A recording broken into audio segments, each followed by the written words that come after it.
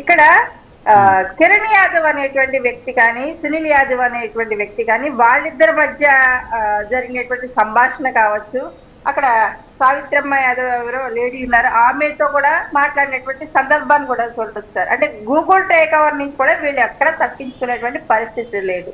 కానీ క్లియర్ గా ఇంత ఛార్జ్ షీట్ లో ఇంత క్లియర్ గా ఎవిడెన్స్ కనిపిస్తున్నా కూడా నిన్న అవినాష్ రెడ్డి గారు అమాయకంగా ఫేస్ పెట్టుకొని తిరిగి సునీతమ్మ గారికి స్వీట్ గా వార్నింగ్ ఇచ్చినట్టుగా కనిపిస్తూ ఉందండి. ఎందుకంటే తండ్రి చనిపోతే బయట వాళ్ళు ఎవరికి అంత బాధ ఉండకపోవచ్చు సార్, కానీ కన్న కూతురుగా తండ్రిని గొడ్డల పోటుతో ఒక ఆమె చదువుకోలేనటువంటి వ్యక్తి కాదు, ఏమి నాలెడ్జ్ తెలియనటువంటి వ్యక్తి కూడా కాదు, అన్ని తెలిసినటువంటి వ్యక్తి ఒక డాక్టర్ గా అది హత్య అని క్లియర్ గా తండ్రిది కనిపిస్తున్నప్పుడు పోస్ట్ మార్టానికి కూడా సునీతమ్మ గారే ఎక్కువ పట్టుబట్టారని తెలుస్తుంది. అంటే అజయ్ గారు కూడా చెప్పారు, ఆల్రెడీ గుడ్డలో చుట్టేసేసి ఆల్రెడీ దహన సంస్కారాలు చేసేయడానికి వీళ్ళు రెడీ అయిపోయారు. అక్కడ ఉన్నది ఆ స్పాట్ లో ఉన్నది కూడా అవినాష్ రెడ్డి గారు. జగన్మోహన్ రెడ్డి గారికి ఇది టీడీపీకి ఆ రోజు ఎంత మైనస్ అయ్యిందన్నది కూడా ప్రజలందరికీ తెలుసు. 2014 నుంచి 19 వరకు అధికారంలో ఉన్నది టీడీపీ పార్టీయే కాబట్టి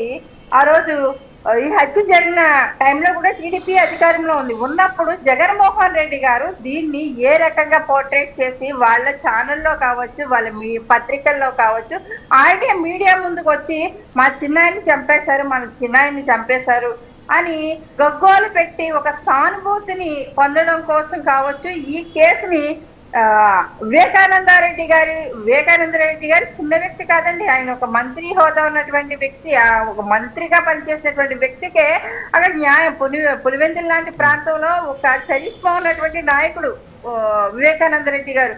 అలాంటి వ్యక్తిని సాక్షాత్తు రాజశేఖర్ రెడ్డి గారికి తమ్ముడు, ఇలాంటి వ్యక్తి చనిపోయినప్పుడు జగన్మోహన్ రెడ్డి గారు దాన్ని ఏ రకంగా ఉపయోగించుకున్నారో ఆ రోజు టీడీపీ పార్టీ అధికారాన్ని కోల్పోవడానికి కూడా ఇది ఒక రకంగా అస్త్రంగా జగన్మోహన్ రెడ్డి గారు ఉపయోగించుకున్న తర్వాత ఇందులో అన్ని వేళ్ళు కూడా వీళ్ళ వైపే చూపిస్తున్నప్పుడు ఈ రోజు సునీతమ్మ గారి భర్తను తీసుకొచ్చి మళ్ళీ ఆయన రాజకీయం గురించి ఆశపడ్డాడు, వారసత్వం గురించి, అందుకని అడ్డు తొలగించుకున్నారు వివేకానంద రెడ్డి గారిని. దాన్ని డైవర్ట్ చేయడానికి సునీత గారు ఇలాగా కేసుని గురించి మాట్లాడుతున్నారు, ఈ కేసు ఇష్యూ, అందుకని ఆమె ఇంత పట్టుబడుతున్నారు సార్. ఇక్కడ లాజికల్ గా మనం ఆలోచిస్తేనే అర్థమైపోతుంది. సునీత గారు ఆయన వివేకానంద రెడ్డి గారి రక్తం పంచుకుని పుట్టినటువంటి బిడ్డ, ఆమె భర్త రాజకీయ వారసత్వం చాలా మందిని చూస్తాం, కూతురు